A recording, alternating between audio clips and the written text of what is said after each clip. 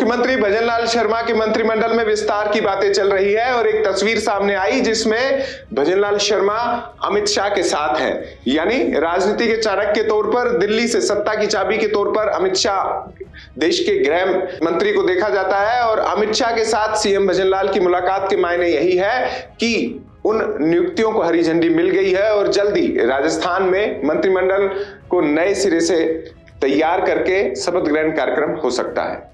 आप देख रहे हैं राजस्थान चौक, मैं हूं अंकित तिवारी।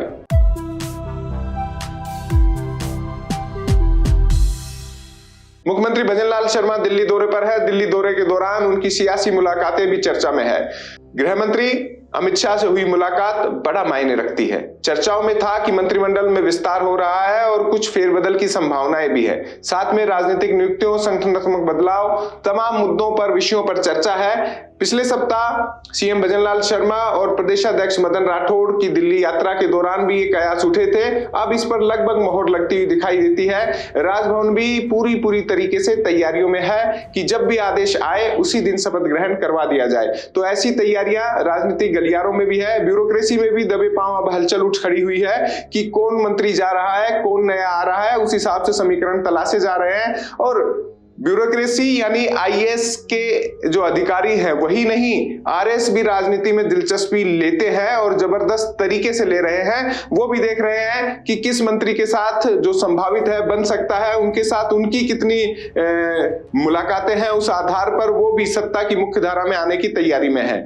आगामी बजट भी आना है, केंद्र सरकार का भी बजट आना है और अमित शाह और सीएम भजनलाल शर्मा की मुलाकात के क्या मायने हैं ये राजनीतिक रूप से सब समझ सकते हैं। कुछ दिन पहले पूर्व मुख्यमंत्री वसुंधरा राजे की देश के प्रधानमंत्री नरेंद्र मोदी के साथ भी मुलाकात रही थी। हालांकि उस मुलाकात में किन किन विषयों पर चर्चा हुई वो खुलकर दोनों ही पक्षों ने नहीं बताया, लेकिन मीडिया में जरूर खबरें आई थी कि विभिन्न मुद्दों पर फीडबैक लिया गया है। और हालांकि लंबे समय बाद पूर्व मुख्यमंत्री वसुंधरा राजे और प्रधानमंत्री नरेंद्र मोदी की ऐसी मुलाकात हुई है, ऐसे में राजनीतिक चर्चा ना हो ये कहना फिलहाल लाजमी नहीं होगा।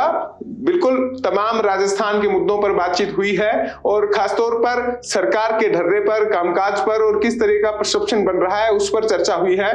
अब चर्चा यही है कि मंत्रिमंडल विस्तार के साथ किन किन व्यक्तियों का नाम आना है, किन किन को हटना है। हालांकि जो 5 नए विधायक बनकर बीजेपी से आए हैं उनको एडजस्ट किया जाना है। एक और तस्वीर उस वक्त पिछले सप्ताह की ही आई है जिसमें हनुमान बेनीवाल भी ओम बिरला से मिलते हुए दिखाई दिए हैं। ओम बिरला राजस्थान की राजनीति में अपना एक अलग वजूद रखते हैं, स्थान रखते हैं और कुछ निर्णयों में अपनी भूमिका भी दर्शाते रहते हैं। ऐसे में हनुमान बेनीवाल और ओम बिरला की मुलाकात हालांकि संसदीय लिहाज से सामान्य है कि ओम बिरला लोकसभा अध्यक्ष हैं और हनुमान बेनीवाल सांसद, लेकिन वो मुलाकात थोड़ी सी अलग मानी जा रही है। सियासी हलचलों में इसे कैसे देखते हैं। दूसरा, अब कांग्रेस हमलावर हो रही है राजस्थान में, तो जब इतने हमलावर हो रहे हैं तो सरकार डिफेंस के तौर पर क्या कर रही है ये भी संभवतः अमित शाह ने मुख्यमंत्री भजनलाल शर्मा से पूछा होगा। किन किन व्यक्तियों को जगह दी जा सकती है और कैसे तालमेल बैठाया जा सकता है। कोई ऐसे व्यक्ति जिनका अब मंत्रिमंडल में आना और पद देना जरूरी है उन पर भी डिस्कशन हुआ होगा। किरोड़ी लाल मीणा के मसले पर भी अब तय हुआ होगा कि उनको उनकी इच्छा के आधार पर कुछ जगह दी जाए या इस्तीफा जो दिया हुआ है उसे स्वीकार कर लिया जाए। ये भी राजनीतिक चर्चाओं में होगा। हालांकि अब जो नए समीकरण बनेंगे उनमें जातिगत समीकरण भी बिल्कुल तरीके से बताए जा रहे हैं और जिन मंत्रियों की परफॉर्मेंस खराब हुई, जिन्हें काम महत्वपूर्ण दिया गया लेकिन उन्होंने नहीं किया, उनका जाना तय है। तो उनकी जगह कौन आ रहा है, क्या पहले से वरीयता वरिष्ठता के आधार पर तय होगा या कुछ नए आने वाले विधायकों को भी प्रमुखता से मंत्री पद में विभाग का बंटवारा जब होगा वो दिया जा सकता है। ये भी देखने वाली बात होगी। हालांकि इस पूरे घटनाक्रम ने कई मंत्रियों की नींदें उड़ा रखी हैं, उनके व्यवहार में बदलाव आ गया है, वो भीतर से आशंकित भी हैं और मंत्री पद जाने के डर से भी अभी फिलहाल जी रहे हैं। उनसे मिलने वाले कार्यकर्ताओं ने भी साफ कर दिया है कि मंत्री जी का व्यवहार अचानक खिन्न हो गया है, बदल गया है। क्या उन्हें संकेत मिल गए हैं?